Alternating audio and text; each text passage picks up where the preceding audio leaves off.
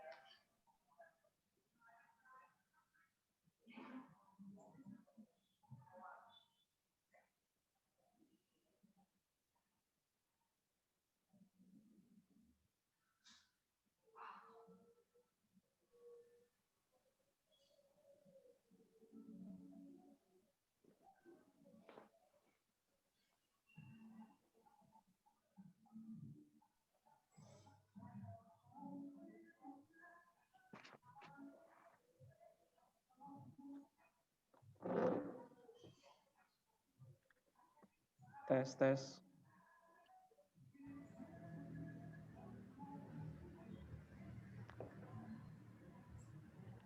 Tes, halo, tes. Selamat datang untuk teman-teman member Laruno yang sudah luangkan waktunya untuk ikut live AMA. Jadi sebetulnya di live AMA ini kita live AMA yang kedua dengan Coach Ben Abadi. Terima kasih sudah join. Jadi di sini kita sambil nunggu teman-teman yang lain, kita cek sound dulu ya. Dan di sini juga Coach Ben udah ada dengan saya nih. Halo Coach Ben, selamat siang Coach Ben. Suara saya sudah cukup jelas belum ya? Jelas.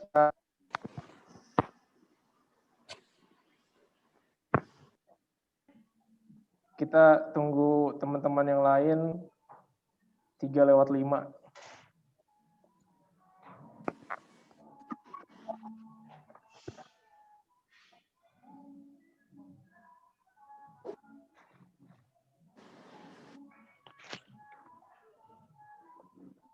Halo, tes.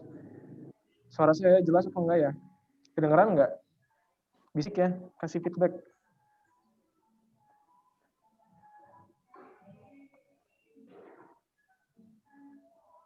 Oke, jelas. Terima kasih Pak Eko. Sudah jelas ya. Halo Coach Ben. Selamat sore. Oke, kita tunggu teman-teman 3:05 baru kita mulai ya.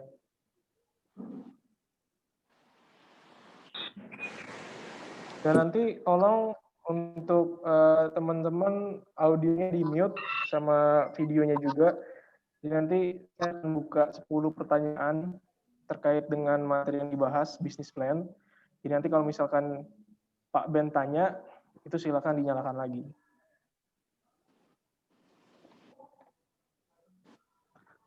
Oke, kita tunggu 4 menit lagi ya.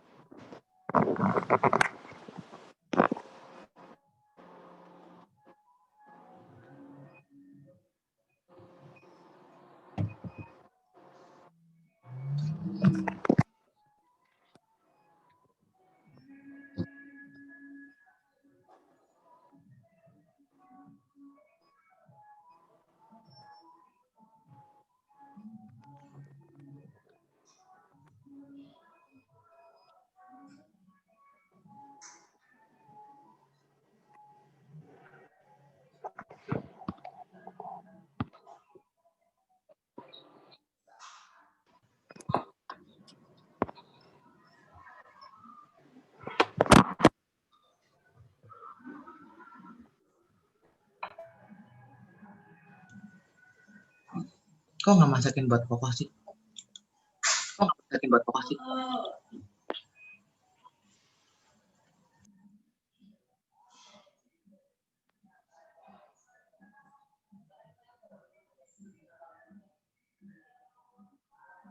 Belum, Pak. Kita mulai 2 menit lagi. Tunggu teman-teman yang lain join dulu ya. Jadi sama Coach Ben sharing, tolong di audionya di mute ya. Biar nggak bentrok suaranya.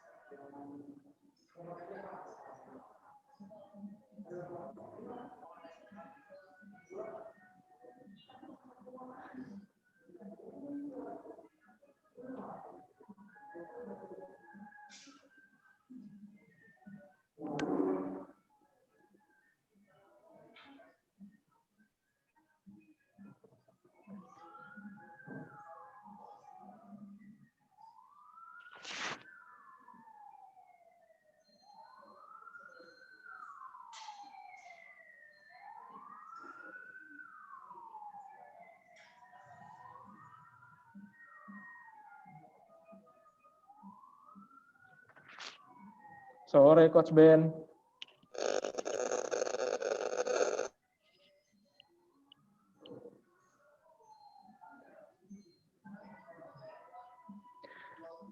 Oke, mungkin kita undur 3:10 ya kita mulainya ya.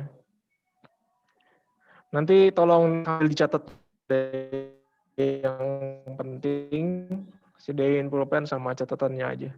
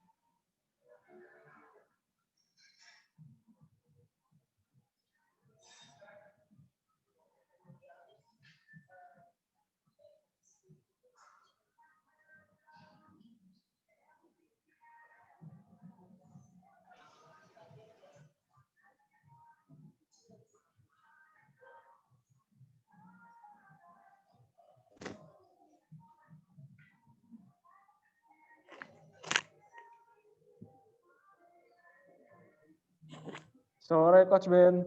Sore. Apa kabar nih? Oke. Baik, Pak. Udah lama Pak ya kita nggak live ama kayak gini ya Pak ya? Yes. Berapa orang nih? Sudah semangat kayaknya. Baru di bawah 30 sih Pak. Kita tunggu sampai 3 menit lagi ya, 3:10 ya Pak ya. Siap, siap. Oke, nanti untuk teman-teman saat Pak Ben sharing, Coach Ben sharing, itu nanti tolong di-mute sekali lagi. Dan saya udah buka sesi 10 pertanyaan. Jadi nanti Coach Ben akan sedikit tanya-tanya tentang kondisi bisnis Bapak Ibu kayak gimana. Itu nanti silakan dinyalakan lagi untuk audionya ya. Dan nggak boleh coret-coret ya, seperti Pak Tung katakan ya kemarin ya. Ya, betul. Jangan coret-coret. Ntar gambar bebek lagi. Aduh. Yes, yes, yes. Wow. Oke.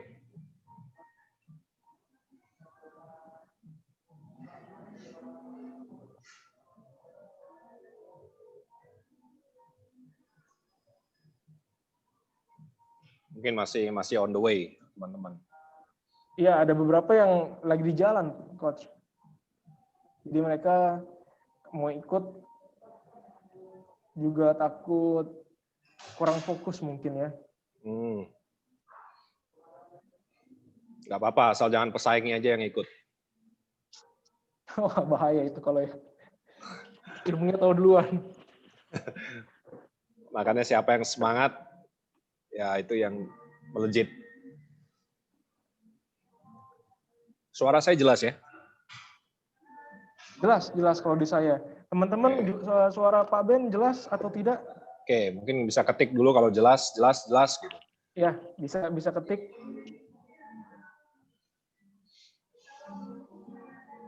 Jelas sekali. Yes.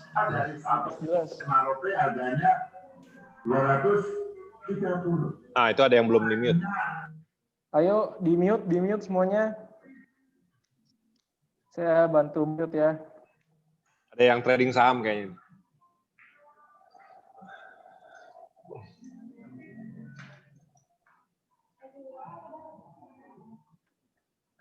Oke, sudah 3:10. Mungkin kita bisa langsung mulai aja, Coach Ben. Yes. Jadi ini ada beberapa member yang baru ikutan live AMA ini. Kemarin-kemarin kan bukan dengan Coach Ben. Jadi mungkin kita bisa mulai.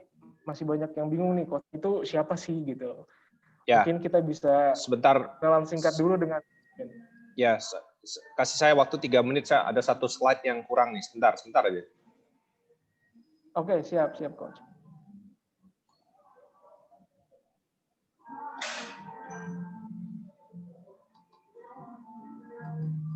Teman-teman audio tolong di-mute ya yang baru join. Saya bantu mute dari sini tapi tolong tetap diperhatikan. Nanti siap-siap saya buka 10 pertanyaan terkait dengan bisnis plan. Dan di saat tanya baru boleh dinyalakan untuk audionya. Oke, saya sudah dapat ininya. Oke. Wah, keren. Sip. Wah, mantap. Coach Ben, kita langsung gas. Kita mulai. Udah 100 orang nih kayaknya nih. Menuju ke sana, Pak. Oke, silakan Edward bisa mulai. Ya, silakan Coach Ben, mulai. Yes. Selamat sore teman-teman. Apa kabar semuanya? Dahsyat ya. Nah, nyalakan. Katakan dahsyat. Ya, dahsyat gitu ya. Sore dahsyat.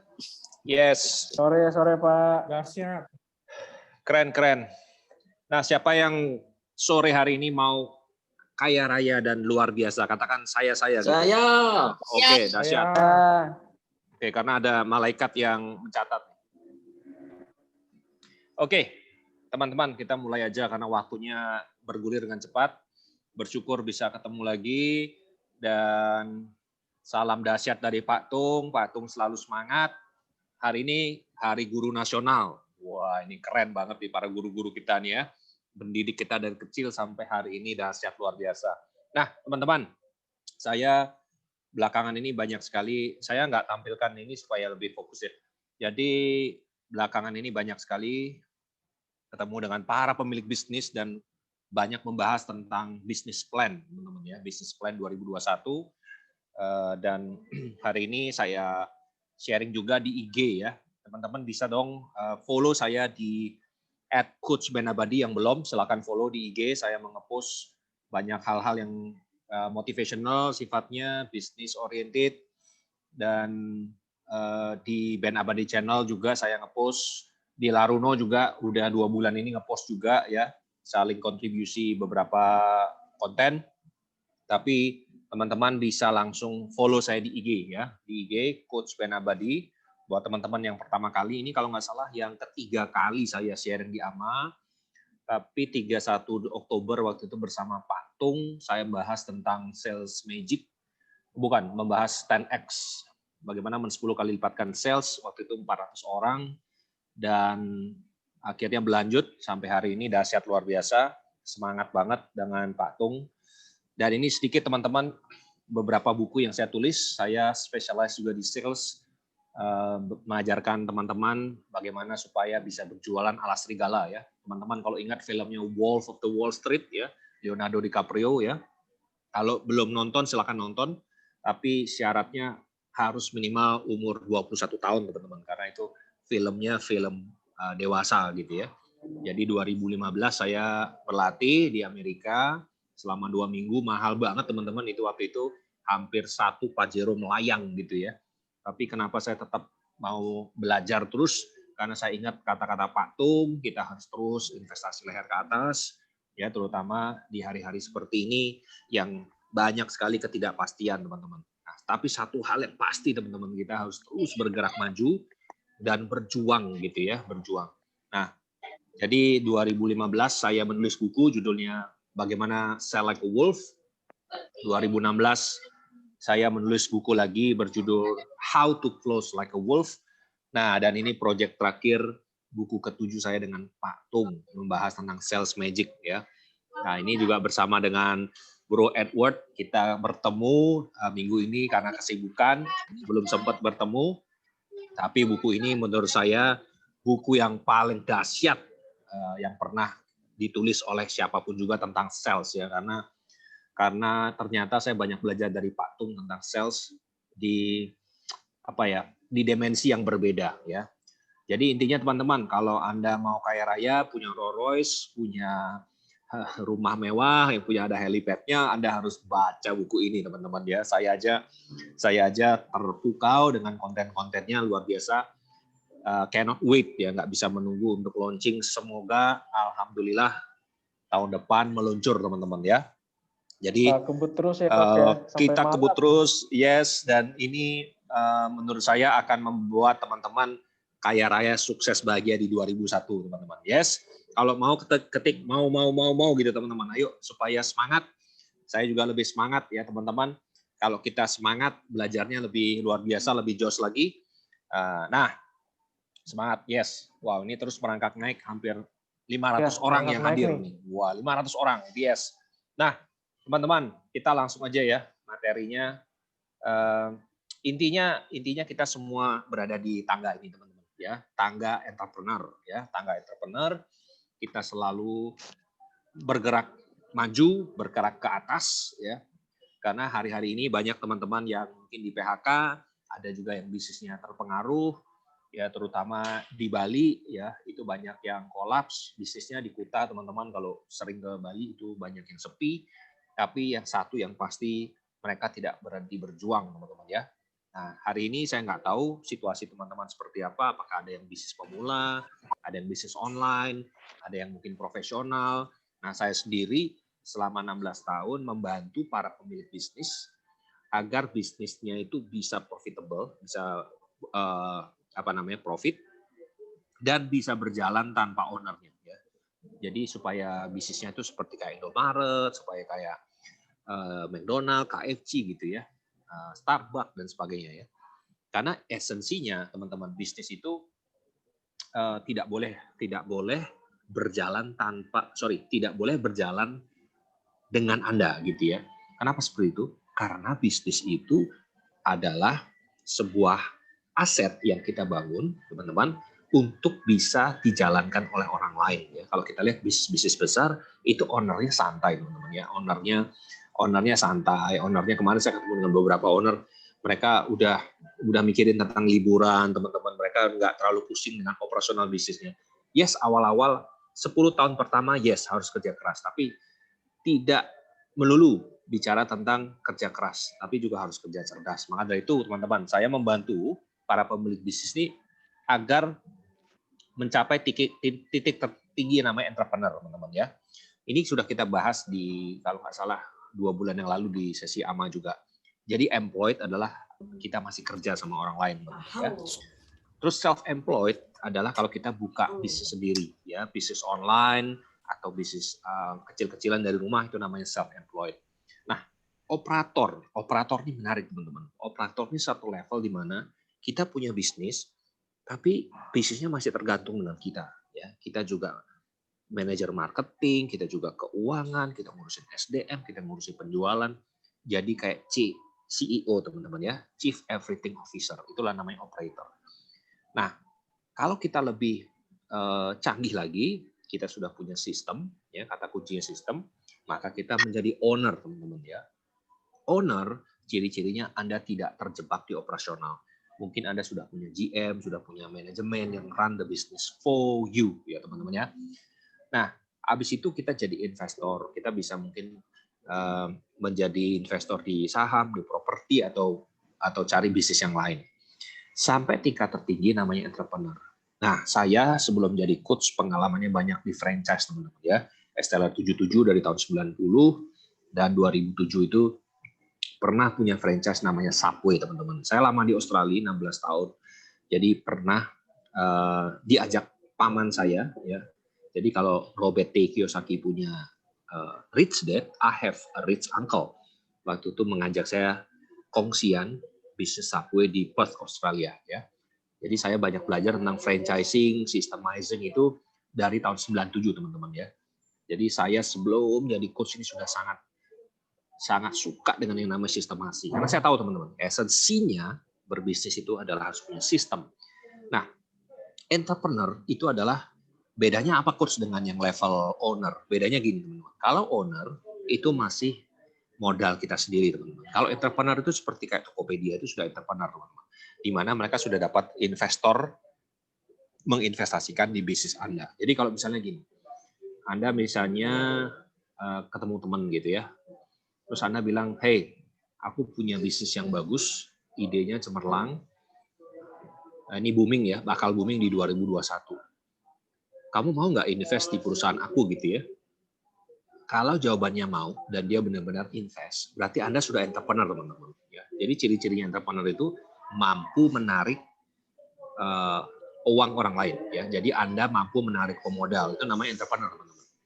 Tapi kalau jawabannya masih skeptis, yakin kamu bisa untung dan segala macam, kamu aja dulu jalanin sendiri, nanti kalau sudah untung aku baru mau invest. Itu Anda belum jadi entrepreneur, teman-teman.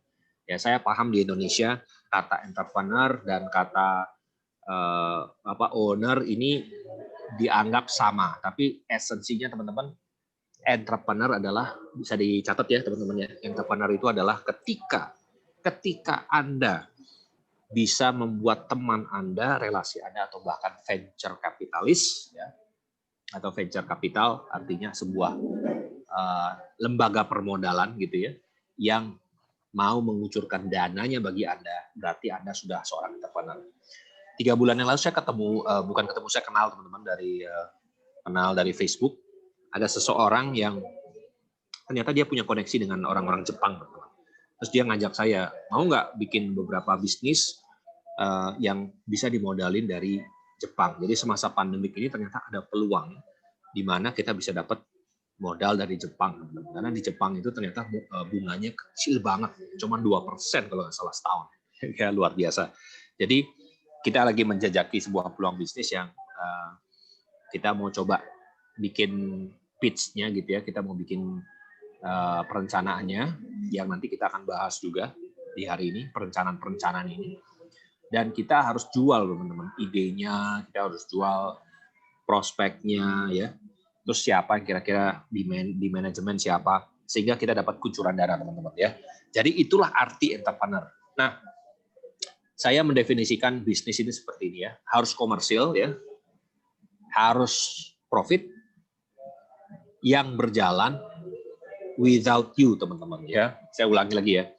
Definisi bisnis itu harus komersil, jadi bukan yayasan, profitable, dan berjalan tanpa Anda. Ya, kenapa harus berjalan tanpa Anda? Karena satu, tadi yang saya bilang, kalau kita lihat perusahaan-perusahaan besar di Indonesia yang TBK, itu kan berjalan tanpa owner ya, betul nggak? Ada CEO-nya, ada manajemennya. Nah, saya punya klien itu 70% memang perusahaan kecil menengah, teman-teman ya. Perusahaan kecil menengah yang ingin jadi besar. Nah, 30%-nya lagi adalah perusahaan-perusahaan TBK yang saya training mereka ya, training leadership, tentang salesmanship dan training manager gitu ya. Jadi saya kemarin ketemu dengan Pak Sudamek, dia punya Garuda Food. Jadi saya mewawancarailah dia gitu ya. Bahkan dia itu punya sebuah buku, sebuah kitab ya yang menceritakan perjalanan dia membangun Garuda Food dari tahun 72 sampai hari ini teman-teman. Itu ternyata luar biasa ya. Ternyata sama dengan apa yang saya sharingkan hari ini. Dia mendesain bisnisnya itu agar berjalan tanpa dia. Makanya dia sekarang sudah pensiun teman-teman ya, pensiun kaya raya gitu ya. Anda mau teman-teman pensiun kaya raya? Yes, dahsyat ya. Kalau Anda mau pensiun kaya raya, banyak uang, Anda harus punya bisnis yang berjalan tanpa Anda teman-teman. Kalau enggak, saya melihat beberapa kawan-kawan saya, termasuk beberapa relatif ya, family saya yang ketika dia meninggal teman-teman, ini miris ya, ketika dia meninggal karena dia tidak mendesain bisnisnya ini bisa berjalan tanpa dia, maka bisnisnya ikut mati teman-teman gitu ya. Jadi ini yang sangat-sangat sedih saya melihat bisnis-bisnis yang bagus jadi jelek gara-gara ownernya itu nggak bisa mengelola teman-teman ya. Jadi saya kebetulan juga banyak menghandle bisnis keluarga. Bisnis keluarga itu banyak sekali di Indonesia. Kita tahu bisnis besar itu bisnis keluarga ya. Jarum kah, BCA kah, termasuk Garuda Food itu semua teman-teman bisnis keluarga ya. Nah, jadi banyak dari bisnis keluarga yang berhasil atau ada yang tumbang juga. Itu karena desainnya dari awal tidak dipikirkan. Makanya teman-teman hari ini ayo kita sebelum melangkah ke 2021, saya mau kita semua ini berpikir, apakah gitu ya bisnis saya ini kalau satu saat saya udah pensiun gitu ya, udah capek, teman-teman kan lama-lama kan capek juga gitu ya. Bisakah bisnis ini dijalankan oleh anak saya, atau mungkin saya jual, atau mungkin saya TBK-kan, atau saya pindah tangankan gitu ya. Kalau jawabannya tidak bisa teman-teman, maaf, 1000 maaf ya, Anda hanya punya pekerjaan teman-teman, namanya JOB, job. Ya, silakan ditulis ya, JOB, job, just over broke teman-teman ya, sedikit lebih baik dari kebangkrutan. Itulah fakta mirisnya teman-teman tentang bisnis ya. Nah, ini kita punya sebuah sistem ya teman-teman ya, bagaimana membangun ya step by step, dari memahami tentang keuangan, ya marketing, ini luar biasa. Ini biasanya membutuhkan 1 tahun saya meng-coach para pemilik bisnis gitu ya, agar bisnisnya itu bisa memberikan profit. Nah, saya sendiri ini saya tidak buat ini sendiri. Ini hasil dari riset saya, belajar dari guru-guru hebat teman-teman. Selama 16 tahun ini bersyukur sekali saya ketemu dengan guru-guru hebat ya. Bukan hanya Jordan Belfort, tapi ada ahli bisnis, ahli leadership, ahli sistemasi. Saya melanglang buana teman-teman, belajar ke Amerika, ke Inggris, ke Australia, ke Denmark, melanglang buana. Akhirnya saya menemukan sebuah framework ya. Ternyata membangun bisnis itu kayak membangun rumah ya. Ujungnya itu memberikan passive income, passive income. Jadi yes, Anda tetap kerja, tapi bukannya bukannya one man show. One man show itu Anda melakukan sendiri, rekrutmen juga, jualan juga gitu ya. Akhirnya Anda nggak bisa bahkan punya waktu luang. Ya, sedih kan teman-teman ya. Anak Anda nanti kalau udah gede, dia lupa sama Anda gitu ya. Kenapa lupa? Karena jarang pulang teman-teman gitu ya. Jadi inilah framework-nya step by step agar bisnis Anda itu bisa tadi dipindah tangankan, dijual atau diwariskan ke anak cucu kalau Anda bisnis keluarga gitu ya. Nah, ini adalah framework-nya. Tentu kita akan bahas nanti seperti ini teman-teman. Bisnis itu harus memberikan banyak uang dan banyak waktu. Itulah esensinya berbisnis. Kalau kita berbisnis terus nggak ada bedanya dengan waktu kita kerja, yang ngapain punya bisnis, betul nggak teman-teman? Saya juga dulu pernah kerja sama orang gitu ya, dia tujuannya punya bisnis. Saya punya bisnis beberapa dengan kakak saya, kita kongsi di Australia kita punya bisnis real estate, di Bali kita juga punya villa teman-teman. Ada beberapa bisnis kongsi, partnership dengan beberapa teman.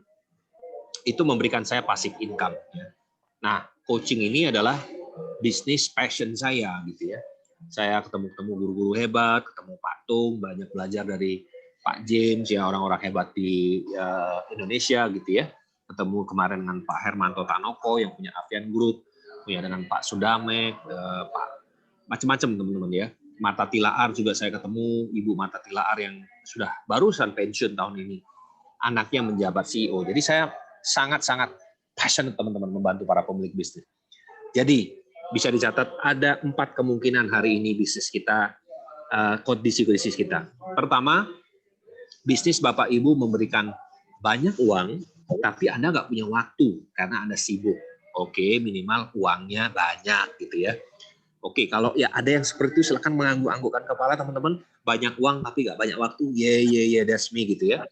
Nah, kategori kedua teman-teman yaitu banyak waktu tapi nggak ada uang. Aduh, ini sakitnya di mana-mana teman-teman ya. Ayo angguk-anggukkan kepala kalau Anda ada yang seperti itu ya. Banyak waktu tapi uangnya seret teman-teman gitu ya. Ada soalnya kategori seperti itu. Yang ketiga, banyak uang dan banyak waktu teman-teman. Waduh, ini adalah mimpi. Ini semimpi setiap orang teman-teman. Betul ya teman-teman ya? Uangnya itu setiap hari, bukan setiap hari lah, setiap bulan gitu ya. Ya bagus juga kalau setiap hari bertambah terus. Dan Anda punya banyak waktu bagi diri Anda sendiri dan keluarga Anda. Ada nggak coach yang kayak gitu? Ada teman-teman. Beberapa klien coaching saya sudah mencapai tahap ini. Jadi saya ini bukan motivator teman-teman setiap hari mendampingi para pemilik bisnis agar bisnisnya itu bisa memberikan kehidupan. Nah, yang terakhir teman-teman yang aduh sedih saya kalau ketemu dengan pemilik bisnis ini yaitu bisnisnya tidak memberikan uang dan dia malah tidak punya waktu teman-teman. Baru 3 hari yang lalu saya ada pemilik bisnis yang konsultasi dengan saya. Dia bilang dulu bisnisnya bagus, 40 tahun yang lalu dia jaya, punya Jaguar, tapi sekarang diambang kehancuran bisnisnya. Nah, itulah teman-teman kenapa kita harus belajar hari ini ya. Nah, kita langsung aja, ini baru materi ini ya, sampai jam 2 pagi nanti kita bahas nih ya. Yang pertama, gas terus Coach Ben. Yes. Teman-teman tolong catat ini ya, saya nggak punya banyak waktu, nanti kita ada Q&A. Tolong dicatat teman-teman, ini serius banget. Harga nilai ini kalau bukan gara-gara Pak Tung dengan teman-teman hebat ini, harganya mahal nih teman-teman ya. Sesi ini bisa harganya jutaan gitu. Jadi Anda harus bersyukur dengan Laruno karena diberikan materi-materi yang luar biasa. Tapi tetap Anda harus action teman-teman ya. Kita hanya bisa membantu, memberikan inspirasi. Ya, kalau Anda tidak action, ya tidak ada apa-apa gitu ya. Jadi saya selalu bilang kalau Anda positif gitu ya, tapi Anda tidak bertindak, maka nggak dapat apa-apa teman-teman gitu ya. Nah, pertama teman-teman, financial plan ini penting banget teman-teman. Siapa yang di sini teman-teman kalau ngelihat angka-angka laporan keuangan pusing teman-teman. Ayo ketik saya gitu. Kalau disuruh menganalisa neraca, laporan keuangan, rugi laba, cash flow itu pusing saya coach gitu ya. Kalau lihat angka-angka administrasi pusing saya gitu. Tulis saya gitu ya. Nah, saya mau garis bawahi. Banyak pemilik bisnis yang hari-hari ini mengalami kendala keuangan, teman-teman. Cash flow problem, teman-teman ya. Cash flow problem. Alasannya apa, coach ya? Saya tidak membacakan ini, Anda silakan catat ya. Saya akan cerita aja. Jadi kenapa teman-teman pemilik bisnis itu mengalami cash flow problem? Karena tidak memahami keuangan teman-teman. Ya, tapi suka uang. Nah ini masalah teman-teman ya. Contoh ini yang real ya. Ini nggak ada di buku. Silakan dicatat. Anda silakan mau difoto atau apa silakan. Ya silakan. Kejadiannya Foto, adalah. catat. Ya silakan. Asal jangan dikentutin ya teman-teman. Nah jadi teman-teman, kenapa sih kok pemilik bisnis itu kesulitan keuangan? Karena salah satunya ya mereka terlalu banyak mengambil cash dari bisnis ya teman. Contoh. Ada sebuah bisnis yang omset per bulannya itu 100 juta. Nah, mereka pikirin uang mereka teman. Mereka pakai semuanya.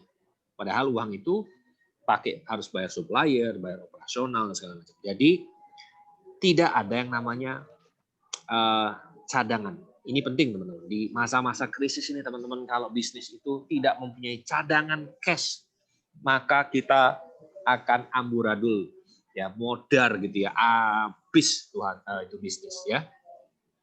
Jadi teman-teman, saya anjurkan Anda harus punya yang namanya financial plan. Isinya apa sih coach? Ini saya sudah samarikan loh. Anda kalau ikut S1, belajar S1 keuangan ini 3 tahun ratusan juta teman-teman. Saya sudah ringkas nih. Anda harus tahu bedanya sales, profit, cash. Anda harus ngerti strategi pricing. Anda harus tahu bedanya markup dan margin. Ya. Anda harus ngerti produk strategi. Ini semua teman-teman yang saya tulis di sini mempengaruhi uang Anda gitu ya. Kalau Anda merasa kok bisnis saya itu uangnya masih tersendat-sendat gitu ya, berarti ada salah satu atau salah dua atau salah tiga dari hal poin-poin yang saya sharingkan ini yang mungkin Anda belum pahami. Ya. Tapi yang tadi saya sharingkan itu benar. Para pemilik bisnis itu tidak paham berapa bisnis yang saya harus balikkan ke bisnis, berapa yang saya boleh makan. Jadi ibarat petani teman-teman ya. Ada yang Anda perlu perlu tabur lagi itu benih. Ya, nggak bisa benih itu dimakan semua. Nah begitu juga dengan kita punya profit gitu ya. Jadi kesimpulan saya, Anda harus ngerti keuangan. Ya. Minimal Anda punya 3 laporan keuangan teman-teman ya. Catat ya, neraca. Anda harus punya juga rugi laba. Dan yang ketiga, cash flow teman-teman. Anda harus punya ini. Kalau nggak punya, itu seperti kayak naik mobil, nggak ada spion teman-teman. Jadi akhirnya kita nabrak. Gitu ya teman-teman ya. Nanti teman-teman bisa tanya next-nya di Q&A tentang keuangan. Nah, anggaplah Anda sudah lulus keuangan. Saya udah lulus coach. Keuangan saya oke, rapi. Kemarin saya ketemu dengan para pemilik bisnis. Dia memang orang keuangan ya, lulusan Amerika, orang keuangan, rapi sekali, bahkan di tengah-tengah pandemik teman-teman, itu cash flow-nya kenceng ya. Ayo teman-teman di sini mau nggak kalau punya uang banyak gitu di rekening, mau nggak teman-teman? Wah, bayangin coba uangnya banyak gitu ya. Nah, berikutnya adalah marketing plan. Nah, tentunya marketing plan ini teman-teman sudah sering dibahas. Salah satu buku yang saya rekomen adalah Marketing Revolution, teman-teman. Tulisan Pak Tung, itu luar biasa ya. Nah, saya singkat aja marketing, teman-teman ya. Saya nggak bahas teorinya. Silahkan teman-teman mau dicatat, mau difoto. Marketing itu bukan sales, teman-teman ya. Berbeda sekali ya. Jadi ibaratnya gini, kalau marketing itu contoh ya. Kenapa sih bisnis-bisnis besar kayak Apple ya, sekarang Tesla gitu ya, Starbucks, itu kenapa sih kok orang tuh rela gitu loh teman-teman, bayar mahal gitu ya, kayak misalnya hotel Ritz-Carlton gitu. Kenapa sih teman-teman gitu? Itu karena mereka jago marketing.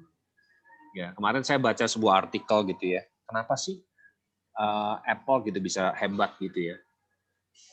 Padahal Steve Jobs itu nggak lulus S1 teman-teman ya, nggak lulus S1, dia juga pernah dipecat dari Apple dulu, miris kesian Steve Jobs.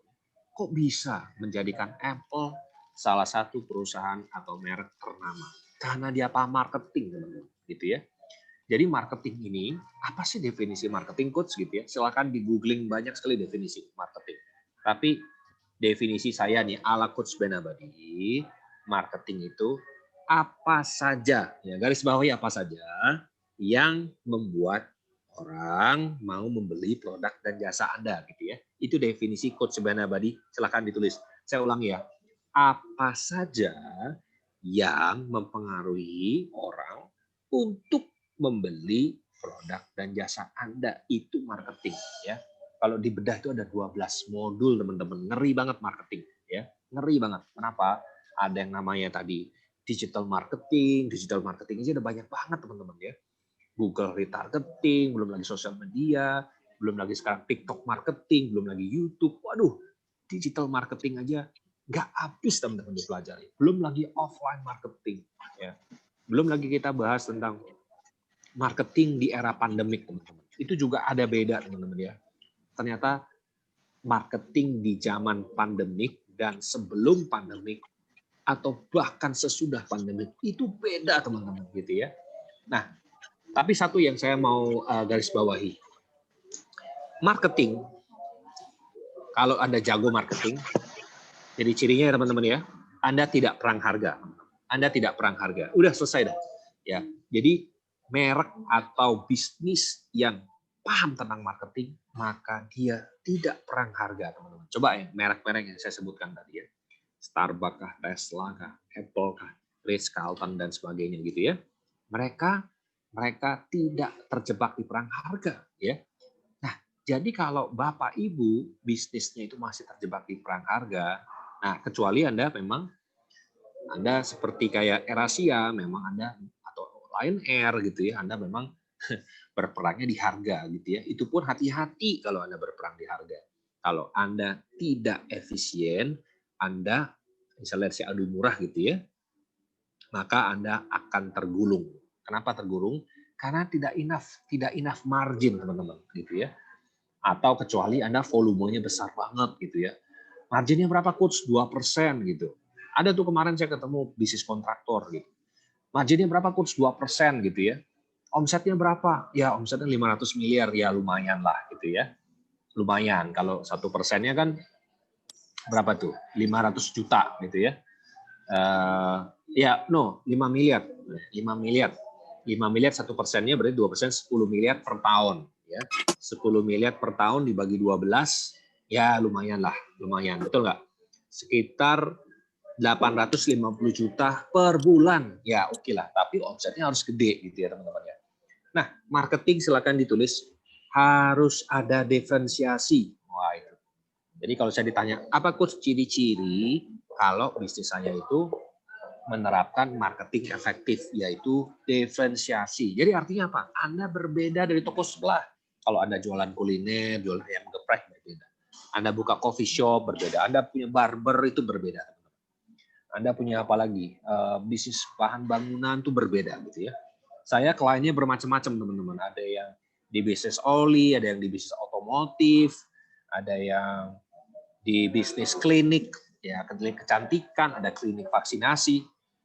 Industrinya boleh berbeda-beda, teman-teman. Tapi satu hal yang saya tekankan ke mereka, kamu harus berbeda dibandingkan teman sebelah atau toko sebelah gitu ya. Kalau tidak berbeda, kamu akan terjebak di perang harga. Perang harga artinya siapa yang lebih murah, kesonolah konsumen kita. Bahaya itu besar ya. Nah, di Marketing Revolution itu Pak Tung membahas marketing luar biasa dahsyat. Silakan baca lebih detailnya.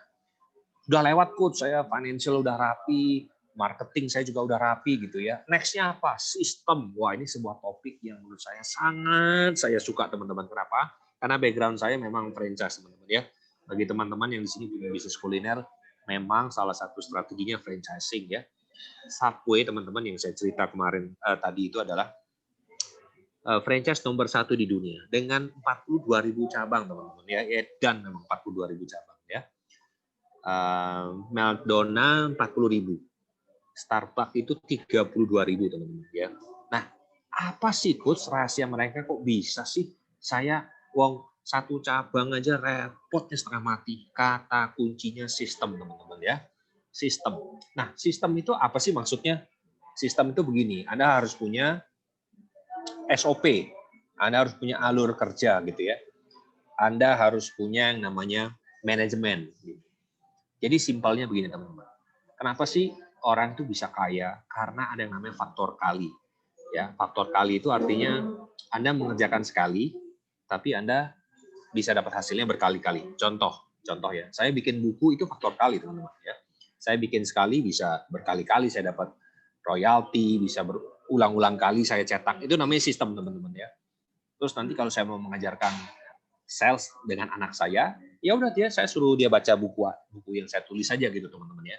Jadi ciri-ciri Anda kalau punya sistem, Anda itu capek sekali, tapi menikmati hasilnya berkali-kali gitu. Teman-teman mau nggak? Mau nggak? Ayo ketik-ketik mau gitu ya. Jadi Anda capeknya sekali, tapi menikmati hasilnya berkali-kali teman-teman. Ya, oh enak tenan kata Pak Tung gitu ya.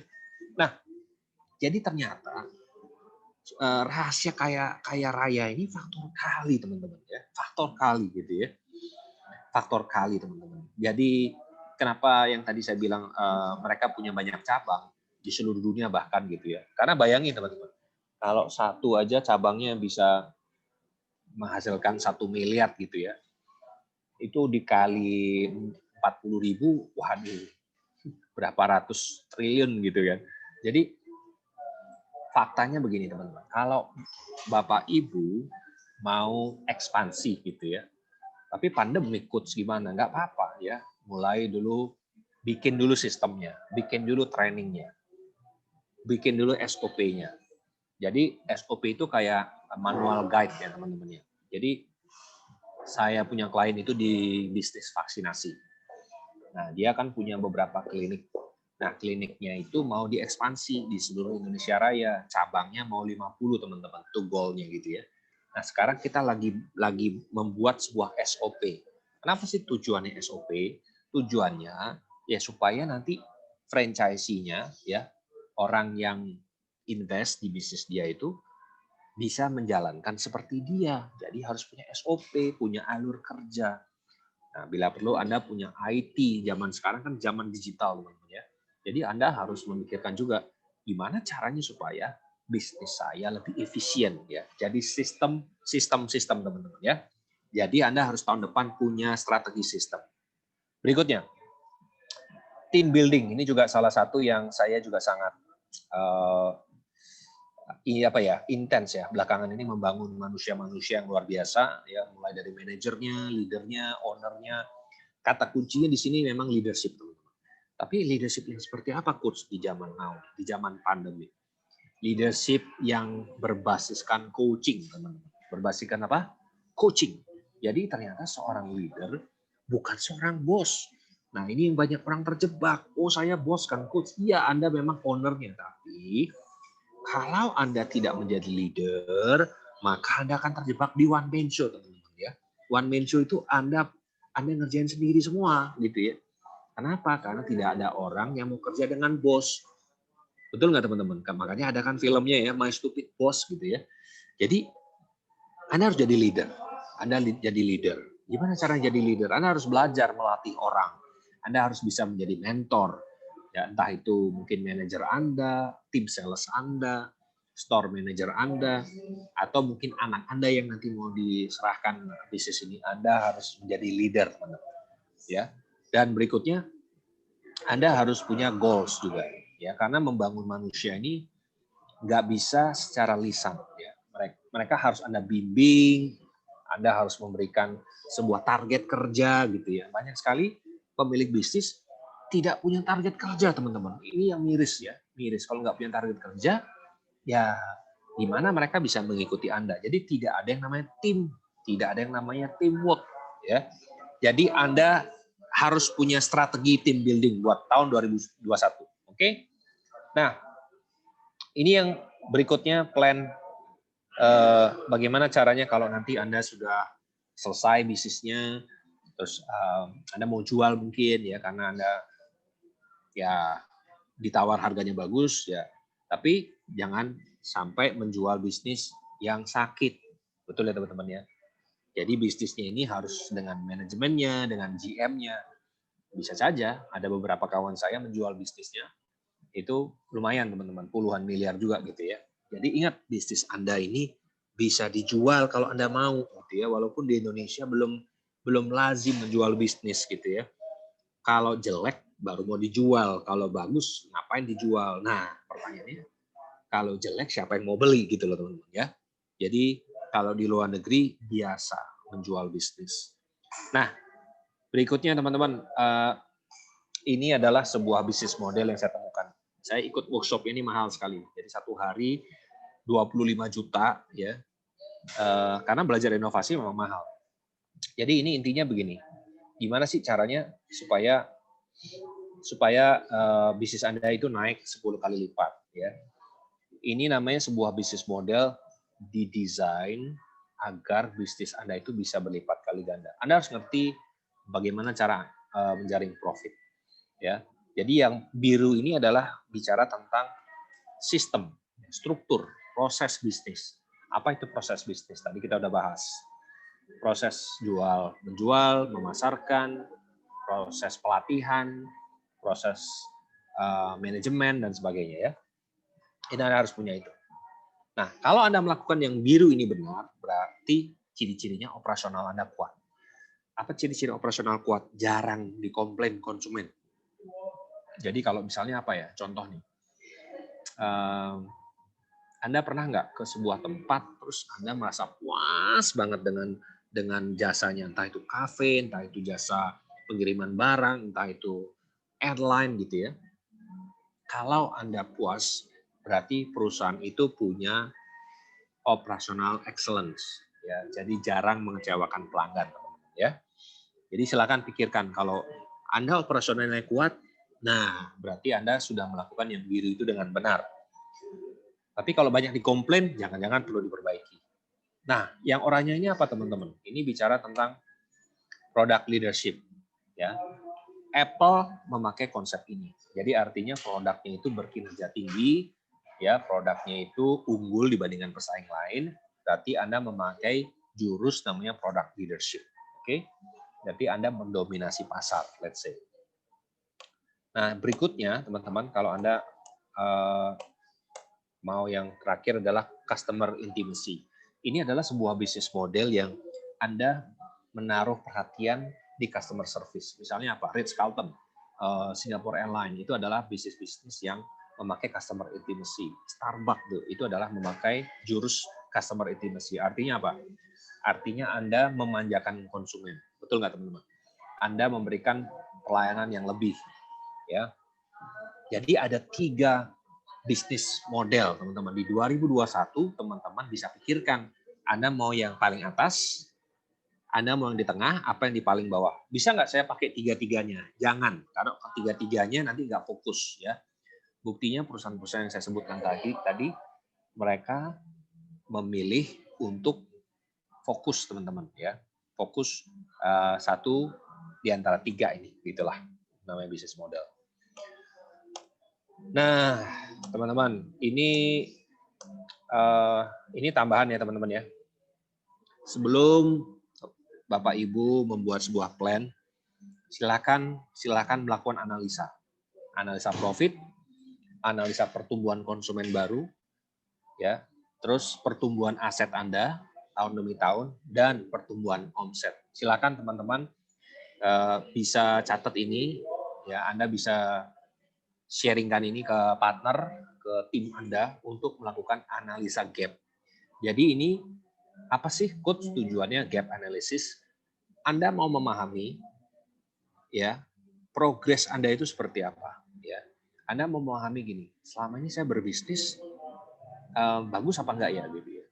Selama ini saya berbisnis ada kemajuan apa enggak gitu ya. Terutama when it comes to money. Money itu paling penting dalam bisnis teman-teman. Jangan anggap remeh ya. Profit Anda bertumbuh apa enggak? Terus konsumen Anda bertumbuh apa enggak? Anda mendapatkan konsumen baru enggak setiap hari atau setiap minggu? Terus ini contoh-contoh ya teman-teman ya. Semasa pandemik saya lihat ada inovasi di beberapa industri.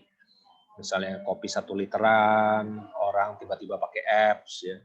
Terus di Citylink, saya sering juga pakai Citylink. Ada yang namanya onboard menu ya. Ini adalah inovasi teman-teman. Jadi tapi inovasi yang incremental. Incremental itu inovasi yang minor teman-teman gitu ya. Anda tahu nggak ada yang namanya ice cream rasa Indomie? Saya belum pernah ngerasain. Rasanya mungkin Yahut juga gitu ya, es krim rasa Indomie. Nah, Tapi teman-teman ada yang namanya disruptive innovation. Cloud kitchens ini adalah disruptive innovation, di mana tiba-tiba restoran dari rumah, teman-teman, gitu ya. Kita pun tiba-tiba bisa menjadi seorang pengusaha restoran dari rumah. Itu namanya cloud kitchens, gitu ya. Gojek, Traveloka, Lexus, AirAsia, Apple ini adalah menciptakan disruptive innovation, gitu ya. Saya nggak tahu yang mana yang cocok, ya. Apakah yang incremental, yang minor innovation, atau yang disruptive innovation, ya. Terserah. Nanti kita lihat mana yang cocok bagi bisnis Anda. So, ini contoh ya yang terbukti berhasil. Ini tambahan, teman-teman. 5 strategi yang terbukti berhasil saya implementasi sendiri di bisnis dan di klien-klien saya adalah Anda harus punya strategi cash flow transformation. Ya, kalau cash flow-nya tersendat, harus punya cara buat teman-teman untuk bisa melancarkan cash flow. Anda harus punya online branding strategi. Ya, IG, Facebook, YouTube, Anda harus punya ini. Build super team. Ya, Anda harus punya the right people tahun depan. Karena kalau nggak punya the right people, susah kita berjuang sendiri. Ya, Anda harus menjadi a coach leader, teman-teman. Begitu ya. So, inilah teman-teman yang biasanya kita lakukan di Business Plan 2021 Coaching.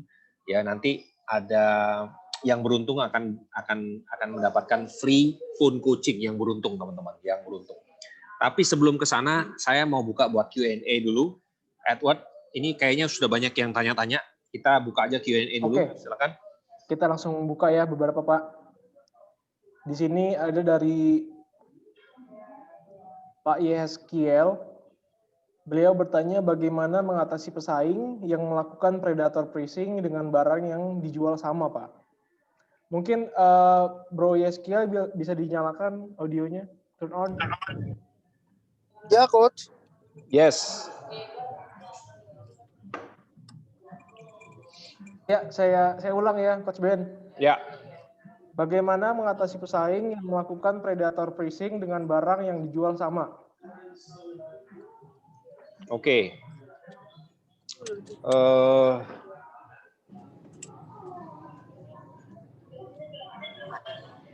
Mana ya pertanyaannya kok nggak ada ya? Ya, bagaimana mengatasi pesaing yang melakukan predator pricing dengan barang yang dijual sama? Predator pricing maksudnya, price-nya lebih murah. Iya, predator pricing dengan barang yang dijual sama, mengatasi pesaing, Pak. Biar nggak perang harga mungkin ya? Iya, Coach. Perang harga. Ini produknya apa ya, Bro Yeskiel? Rokok elektrik, Coach. Produknya apa, Bro Yeskiel? Rokok elektrik. Oh, rokok elektrik ya. Oke. Nah, ini problemnya di inovasi menurut saya ya. Jadi kalau orang menghantam kita pricing, banyak cara sih yang bisa kita lakukan. Pertama, cari produk yang lain. Ya, bisa. Jadi jangan head to head.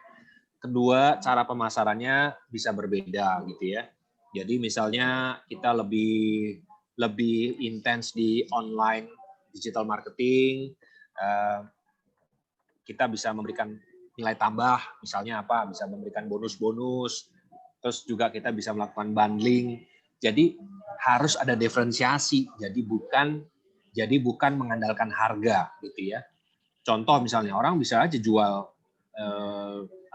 Coca-Cola harganya sama, tapi kan kalau di kafe jadi harganya bisa lebih mahal gitu ya, teman-teman ya. Jadi produknya bisa sama gitu ya, sama-sama barang-barang di Indomaret, tapi ketika dijual misalnya di nightclub, betul nggak teman-teman? Di hotel harganya bisa berbeda ya. Jadi kita sebagai pengusaha harus mencari cara mendiferensiasi produk itu. Nah, when I say diferensiasi produk itu adalah bukan hanya produknya yang didiferensiasikan, tapi cara menyuguhkannya gitu. Misalnya tadi saya bilang, Anda bisa aja kasih nilai tambah apa gitu ya. Misalnya apakah ada free, saya nggak tahu kalau elektrik itu apakah yang menjualnya berbeda misalnya, ya. Cewek cantik yang menjual misalnya, bisa juga gitu kan. Atau punya produk yang berbeda. Ya, kalau misalnya produk tersebut sudah banyak kompetitor, teman-teman, cari produk yang berbeda, yang punya fitur yang berbeda. Contoh, saya punya klien di otomotif, ya, sama juga, ya, kompetitornya hajar dengan pricing gitu ya. Nah, tapi kita menemukan apa nih nilai tambahnya, perbedaannya, apa yang pesaing tersebut itu tidak punya, tapi kita punya, ya. Jadi kata kuncinya jangan perang harga, tapi cari inovasi atau nilai tambah dari produk tersebut. Kalau nggak bisa, cari produk lain. Kalau nggak bisa juga, mungkin Anda bisa jual di daerah lain yang kompetitor yang tidak jualan. Paham ya maksud saya? Jadi harus cari sesuatu yang baru gitu ya. Nah, jadi jangan head to head. Semoga bermanfaat. Siap, Coach. Makasih, Coach. Oke, terima kasih. Mungkin bisa dimatikan Bro Yeskiel. Lalu next question ada dari Ibu Yeni Lianto. Apotik saya beromset 300 sampai 400 juta per bulan. Agar cash flow-nya bagus, kira-kira poin penting apa yang harus saya lakukan? Yang harus saya perhatikan, karena kebanyakan barang-barang saya harus bayar duluan sebelum barang tiba, karena karena ada diskon cash-nya, Coach Ben. Yes, ini menarik banget ya. Kalau apotik, kebetulan ada beberapa klien saya apotik juga. Nah, tentunya kita jangan jangan kepincut membeli barang terlalu banyak. Kalau apotik itu kan berarti kan bicara tentang inventory. Tadi saya sebutkan bahwa inventory itu bisa menyedot profit kita, ya, atau modal kita, kalau kita tidak bisa menjualnya dengan cepat gitu. Jadi dia jadi kayak barang mati gitu. Jadi saran saya nggak tahu marketnya seperti apa gitu ya.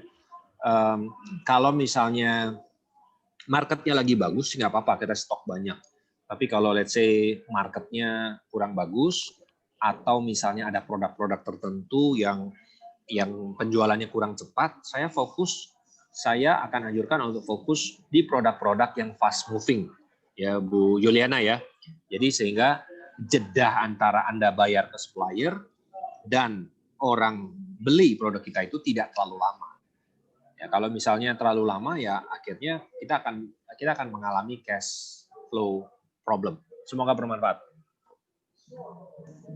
Terima kasih, Coach. Semoga bermanfaat Ibu Yeni Lianto. Lalu selanjutnya ada dari Bapak Martinus Gunadi. Usaha saya baru jalan 2 tahun. Laporan keuangan lengkap, tapi izin belum lengkap. Mengenai hubungan dengan bank, masih lebih kenal ke saya daripada usahanya. Kalau mau berhubungan dengan bank, apakah usahanya yang dikenalkan ataukah masih harus owner guarante? Lalu masuk ke balance sheet, siapa, personal atau usaha? Hubungan dengan bank, Coach. Yes. Jadi gini Pak siapa ya? Pak Martinus, bisa dinyalakan, Pak. Ya. Yes, Pak Martinus, saya pikir itu nilai plus ya ketika bank sudah percaya dengan Bapak, itu kan berarti personal branding-nya kuat. Tapi kan ujung-ujungnya bisnis kita harus perform. Bisnis kita harus menghasilkan, cash flow-nya harus bagus, sehingga nanti ya bisa minjam uangnya berdasarkan bisnis, jadi bukan pribadi. Awalnya tentu personal guarantee penting. Karena kan orang juga melihat siapa yang menjadi ownernya, siapa yang bertanggung jawab dan sebagainya. Jadi awalnya sih oke. Justru sekarang harus fokus gimana mengembangkan usaha, gitu ya. Untuk balance sheet kenapa tadi? Untuk balance sheet maksudnya kalau misalkan untuk berikutnya itu setelah mengenalkan usahanya ke bank itu nanti masuknya itu ke balance sheet-nya ke personal atau masuk ke balance sheet-nya ke usaha, Coach? Thank you. Ke usaha harusnya. Bukan personal. Oke, terima kasih, Coach. Ya. Yes, berikutnya. Kenapa tuh, Coach? Apa harus dibedakan, Coach? Ya, balance sheet kan lebih ke buat bisnis, bukan buat pribadi. Jadi balance sheet itu kan selanjutnya dari Bapak indikator Ari. kekayaan kita. Yes.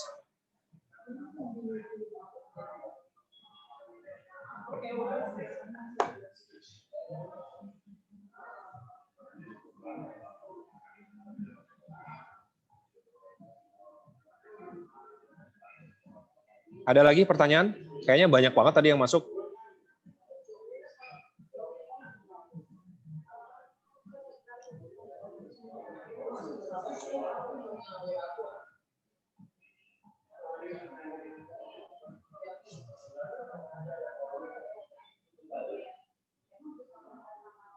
Halo?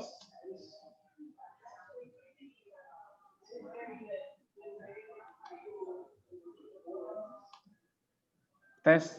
Halo, maaf. Halo. Sepertinya Yes. terputus. Halo, tes.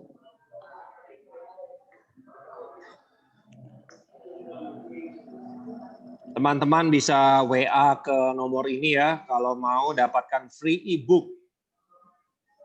Setebal 48 halaman saya tulis tentang membangun bisnis yang profitable dan berjalan autopilot.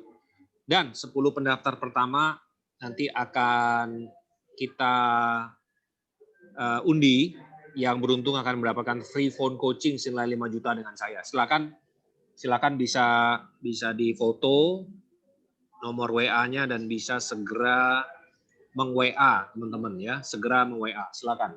Yes. Halo, tes. Ya, teman-teman tadi untuk pertanyaannya bisa diulangi. Halo. Kebetulan disconnect. Oke.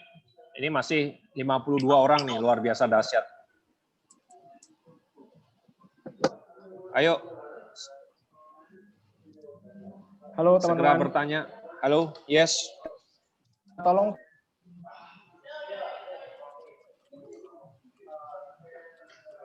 Tadi pertanyaannya bisa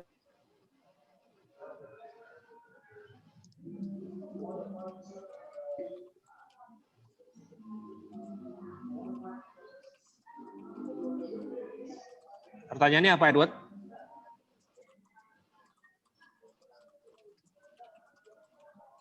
Coach, boleh saya bantuin? Saya bacain pertanyaannya. Yes. Karena yang historinya kan tadi hilang ya. Ya. Ini dengan Martinus yang tadi itu.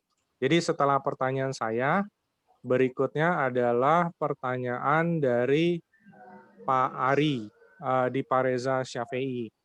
Tidak ada produk yang tidak bisa dijual, setuju tidak Coach? Sebab saya bergerak di bidang training, bidang lingkungan, pengelolaan limbah domestik dan industri. Target marketnya sangat spesifik, yaitu orang-orang yang kerja di bidang pengelolaan limbah. Selain itu, training provider lain yang lebih tua cukup banyak. Saya masih terpikir apakah masih worth it. Oke. Jadi apapun produk dan jasanya tergantung demand, ya tergantung demand, tergantung permintaannya. Kalau permintaannya sedikit dan pemainnya banyak, ya otomatis akan sengit ya kompetisinya gitu. Saya nggak tahu worth it apa enggak, ya tergantung Anda punya keahlian, pengalaman apa tidak gitu ya.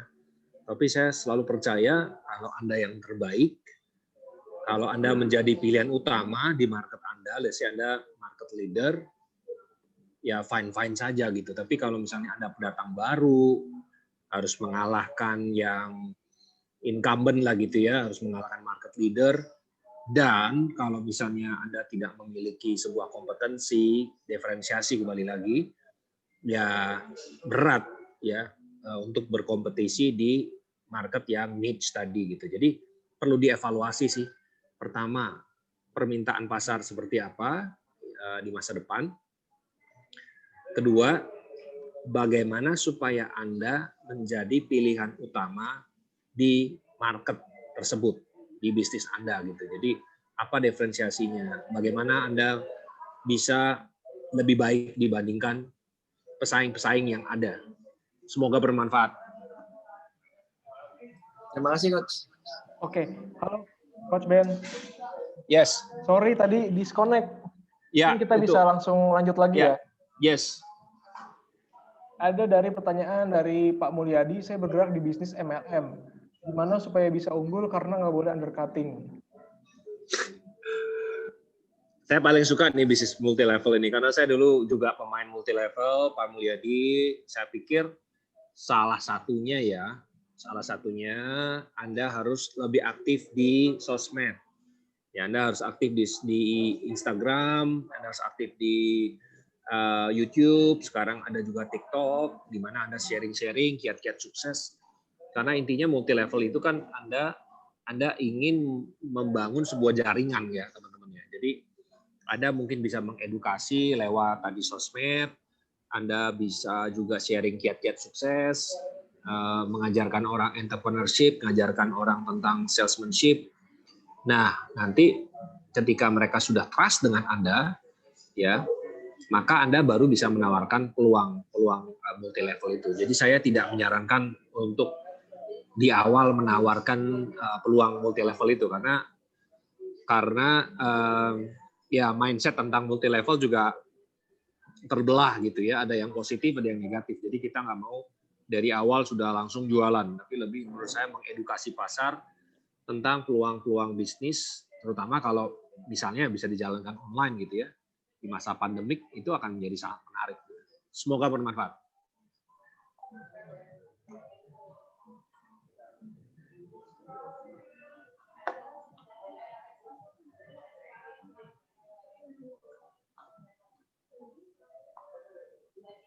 Mau saya bacain lagi pertanyaan yang berikutnya? Oh iya, boleh. Itu. Edward tadi kemana dia? Halo. Ya. Saya bacain lagi ya, sesudah itu ya, pertanyaannya tadi ya. Jadi, berikutnya dari Lois Tan, bagaimana mensiasati target market yang sedang mengalami penurunan daya beli? Sudah diberikan banyak promo, launching produk baru, belum bisa ngangkat. Oke, jadi ini produknya apa ya? Produknya F&B, Pak. Oh, apa? Coffee shop, restoran? Lebih snacks, cemilan. Oh, di mana? Di daerah Kelapa Gading. Oh, daerah Kelapa Gading. Di mananya nih? Di Lotte Mart. Oh, Lotte Mart. Baru Ya. satu cabang ya? Baru satu cabang, betul. Saya kebetulan tinggal di Kelapa Gading, jadi saya tahu area itu gitu. Jadi Lotte Mart, ya Lotte Mart itu kan saya nggak tahu sekarang trafiknya seperti apa ya. Dengan adanya pembangunan infrastruktur itu, saya aja udah lama nggak ke Lotte Mart. Jadi pertama menurut saya bukan masalah pasar, karena di Kelapa Gading itu jualan apa aja laku gitu ya. Jualan apa aja laku asal punya diferensiasinya gitu. Sekarang yang lagi booming itu bakso semok di Kelapa Gading. Jadi jualan apa saja menurut saya harus bisa menciptakan kehebohan menurut saya. Ini sebenarnya ada di Marketing Revolution. Kalau kita lihat dulu Pak Tung bisa dikenal itu gara-gara hujan uang gitu ya. Terus naik kuda di Tamrin pakai belangkon gitu-gitu. Jadi menurut saya itu pertama harus bisa menciptakan kehebohan gitu ya. Nah, itu pertama sih. Terus yang kedua tentunya gini, snack kan banyak ya. Snack itu kan banyak banget. Jadi apa yang membedakan snack Anda dibandingkan yang lain gitu. Apalagi di Kelapa Gading itu ada 1001 macam makanan gitu. Kalau kita nggak bisa mendiferensiasi, nggak bisa gini loh, nggak bisa membuat orang itu menginginkan produk kita, ya any kind of promosi nggak akan jalan gitu loh. Karena teman-teman yang lain juga promosi dari jualan pisang goreng, jualan macam-macam lah sekarang tadi. Bakso semok, bisa jualan tahu goreng, sekarang ada jualan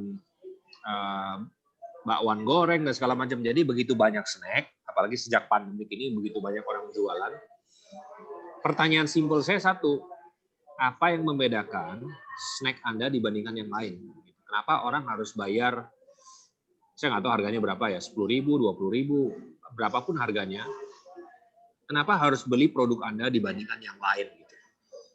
Jadi itu sih diferensiasi, itu sih menurut saya. Dan harus lebih gencar di sosmed, di IG atau di Facebook atau di TikTok, sehingga orang gini loh, sebelum orang datang ke Lotte Mart itu sudah tahu, oh ternyata ada snack heboh di Lotte Mart gitu. Nah, kalau Anda jago di sosmed, maka orang akan ke sono beli gitu. Gitu sih dari saya. Semoga bermanfaat. Nanya dikit lagi boleh, Pak? Yes. Jadi 90% sebetulnya memang customer kita itu online. Jadi pada saat sama PSBB itu sebetulnya lumayan oke. Cuma semenjak PSBB darurat yang jilid 2 kemarin, nah itu sepertinya lumayan memukul customer kita. Nah, semenjak yang jilid 2 itu sampai sekarang belum balik, Pak. Tapi pada saat PSBB yang awal-awal mulai dari bulan Mei, Juni, Juli, sebetulnya memang online kita jalannya lumayan kencang, Pak. Ini apa ya spesifiknya apa ya makanannya ya?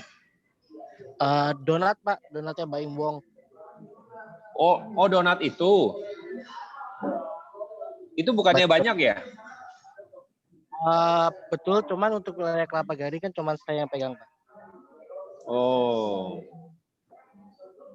Oke, terus yang sudah dilakukan promosi harga. Lebih karena branding juga, terus kemudian kita ngobrol sama prinsipal juga launching beberapa produk-produk baru. Jadi kalau kita misalnya spending budget di online media itu, Pak, itu kan ada budgetnya. Budget kita nggak kurangin sama sekali sebetulnya. Cuman somehow jumlah reach sama impression-nya turun, tidak sebanyak waktu-waktu sebelumnya. Jadi sepertinya asumsi kita orang yang ngecek IG pun juga menurun gitu, Pak. Tapi ya apa benar apa enggak ya, budget nggak kita kurangin, tapi impresi sama jumlah reach di Instagramnya berkurang gitu. Ya, kembali yang saya bilang tadi, sebenarnya enggak sih. Di IG ini saya juga kenal dengan beberapa kawan-kawan, sebenarnya tetap banyak, cuman memang sekarang itu yang pasti ya, orang semakin bingung karena banyak pilihan. Udah, itu aja.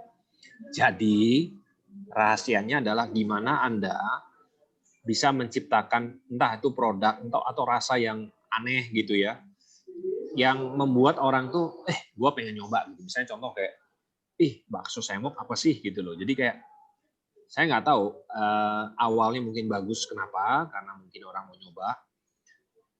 Contoh lah, misalnya apa? Sekarang bubble gitu ya. Boba-boba itu kan banyak banget. Ada yang dari luar, ada yang dari dalam negeri gitu kan. Saya yakin juga awalnya orang mencoba gitu. Tapi setelah mungkin berapa bulan, orang kan bosen gitu ya. Makanya tadi saya bilang, harus bisa menciptakan inovasi. Entah itu produknya, atau mungkin ada kerjasama dengan influencer, kolaborasi seperti apa gitu ya. Sehingga ada something new gitu. Itu sih dari saya. Oke, next.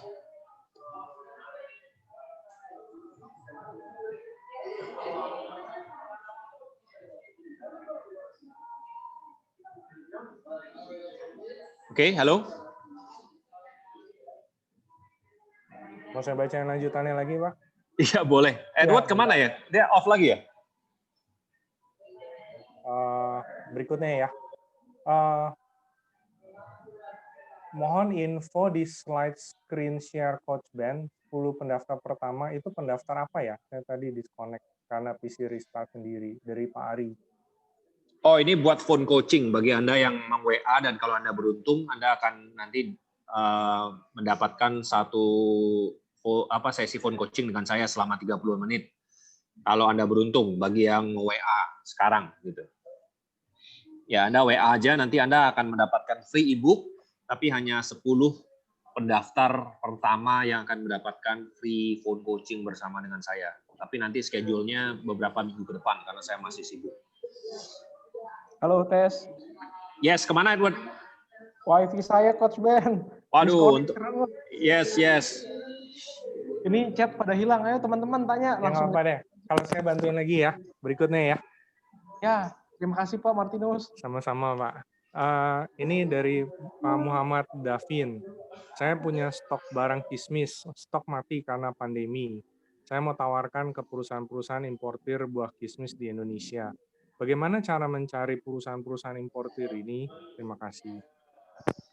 Oke, cari orang perusahaan ini bisa dengan orang sales, Pak. Ya, dengan orang sales.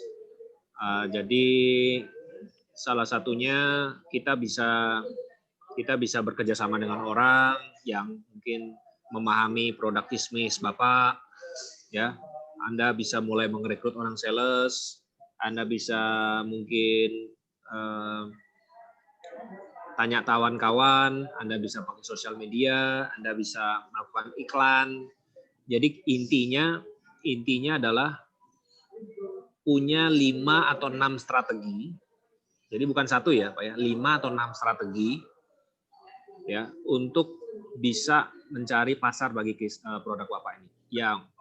Atau yang paling gampang adalah Bapak bisa turun tangan sendiri gitu ya. Kalau misalnya aduh nggak punya budgetnya gitu ya. Gitu. Dan yang ketujuh bisa cari di Google, Pak. Cari di Google itu paling gampang sih menurut saya. Nanti kita lihat perusahaan-perusahaan yang mungkin menjadi prospek produk Bapak gitu ya. Semoga bermanfaat. Yes. Oke, Pak. Halo, Oke. Pak Ben. Yes. Terima kasih atas jawabannya. Jadi gini, Pak Ben, saya rencananya itu mau jual barang saya ini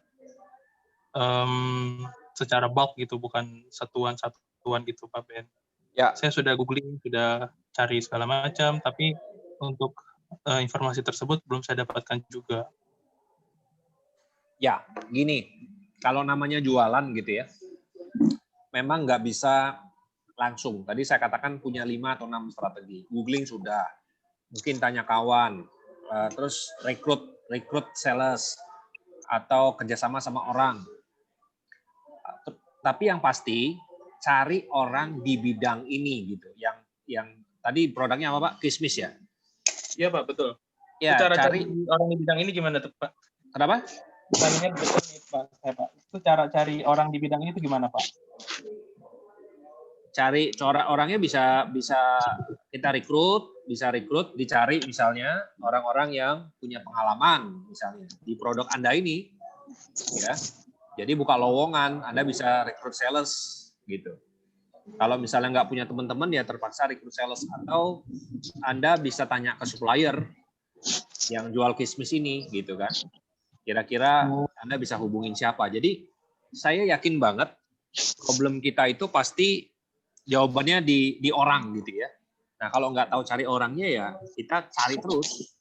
Nah biasanya yang saya sarankan cari orang sales, misalnya iklan di lowongan, atau cari coba di LinkedIn. Nah itu bisa juga di LinkedIn tuh ada cara-cara merekrut orang gitu ya. Nah banyak sih cara-caranya sih Pak.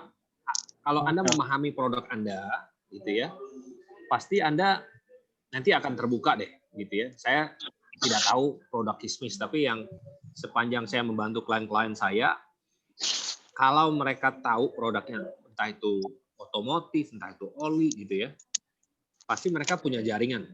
Jadi mereka pasti punya jaringan gitu. Atau mungkin ada komunitas kismis, saya nggak tahu ya. Asosiasi kismis atau whatever things gitu ya. Itu pasti mereka nanti punya jaringan. Saya sarankan Anda ikut komunitas itu atau jaringan tersebut gitu. Nanti pasti akan ada jalan. Ya, Pak. Terima kasih, Pak. Oke, pertanyaan terakhir sudah waktunya. Silakan teman-teman di WA ya, nomor di screen ini untuk semoga Anda beruntung mendapatkan phone coaching nanti bersama saya. Semoga beruntung. Oke. Pertanyaan terakhir. Coach Ben, pertanyaan terakhir nih dari Pak Cajono. Yes. Tokonya tutup karena pandemi. Ada rencana mau buka toko lagi nih. Saya harus buat SOP-nya atau saya harus beli aja modul SOP yang ada di website? Karena toko saya sebelumnya banyak babak belurnya, Pak. Rugi. Ini toko apa ya? Toko apa, Pak Cajono? Bisa dinyalakan, Pak? Audionya?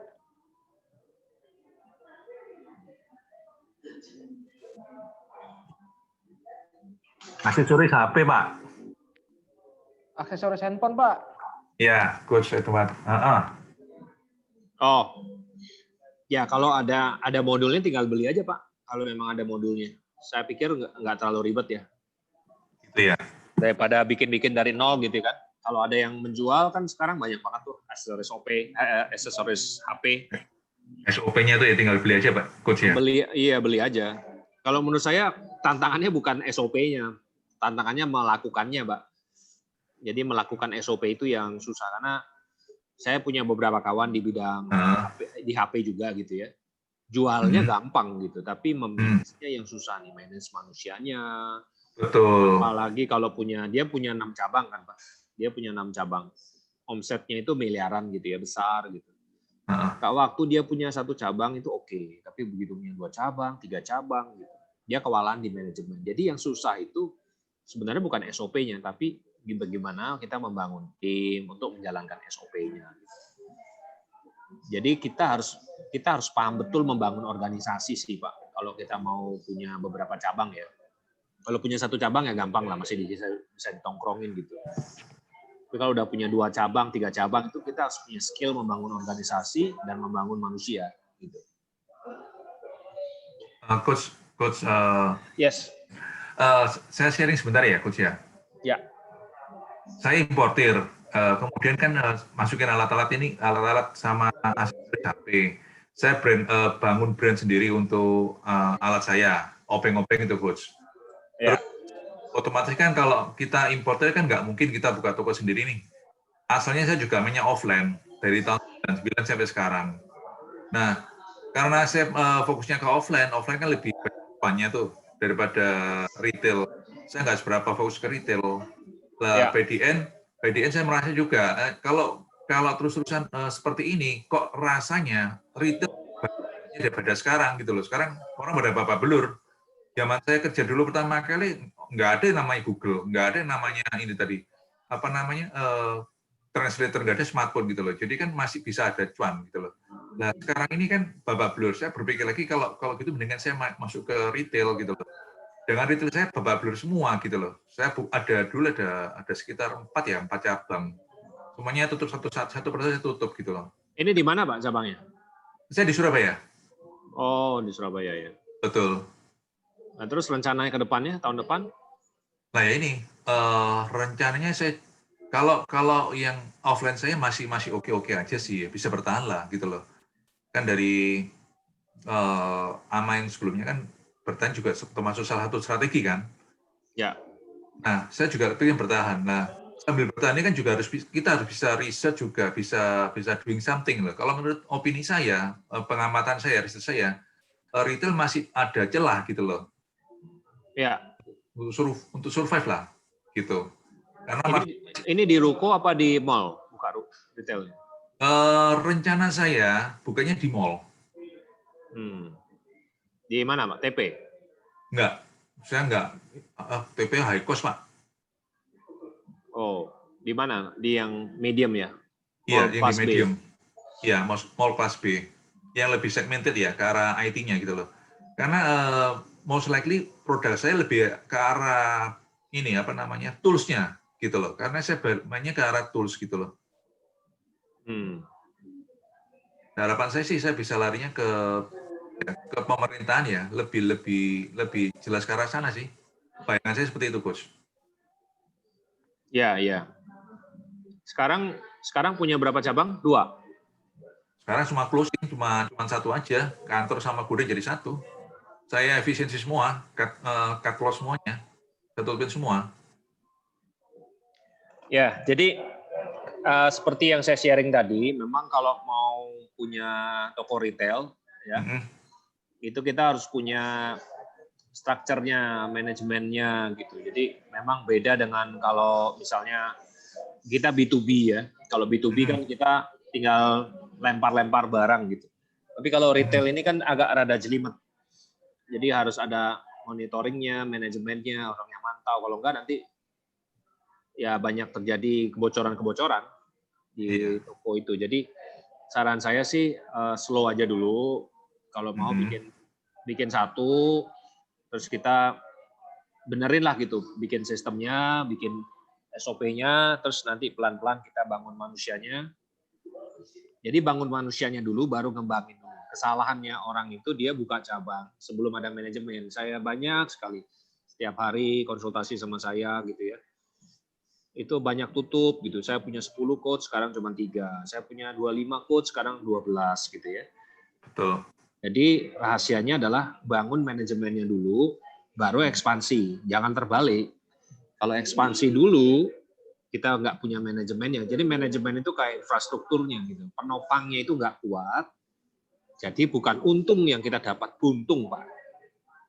Gitu. Jadi saran saya itu sih tahun depan kalau mau benahin dulu manajemennya, baru pelan-pelan nanti kita ekspansi gitu. Siap. Oke. Oke, Coach Ben. Yes. 3 menit terakhir, Thank you, Coach Coach. Ben. Kesimpulan. Yes. Dan mungkin apa yang Coach Ben bisa share, ada info-info terbaru apa, silakan Coach Yes. Ben.